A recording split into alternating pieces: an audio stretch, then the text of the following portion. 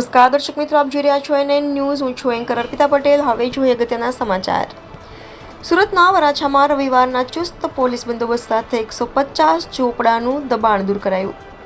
Varachha zone એમાં mega ડિમોલેશનની કામગીરી આજે હાથ ધરવામાં આવી હતી. છેલ્લા ઘણા સમયથી મામાદેવ રોડ ઉપર અસામાજિક તત્વોએ ઓટલો જમાવી દીધો હતો, જેને દૂર કરવામાં સુરત મહાનગરપાલિકાને ભારે પરસેવો પાડવો પડ્યો છે. ભૂતકાળમાં જ્યારે આ વિસ્તારમાંથી દબાણ દૂર કરવાનો પ્રયાસ થયો હતો, ત્યારે કોર્પોરેશનની ટીમને પરત ફરવાની ફરજ પડી હતી.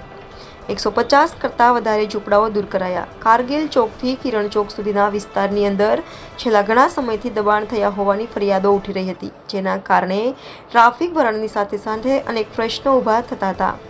આ વિસ્તારની આસપાસમાં ગંદકીનું પ્રમાણ પણ ખૂબ મોટા પ્રમાણમાં જોવા મળતું હતું. વારંવાર લેખિતમાં આમ આદમી પાર્ટીના કોર્પોરેટરો અને સ્થાનિક ભાજપના કોર્પોરેટરો દ્વારા રજૂઆત કરવામાં આવી હતી, પરંતુ કેટલાક કારણોસર દબાણ દૂર થતું ન હતું.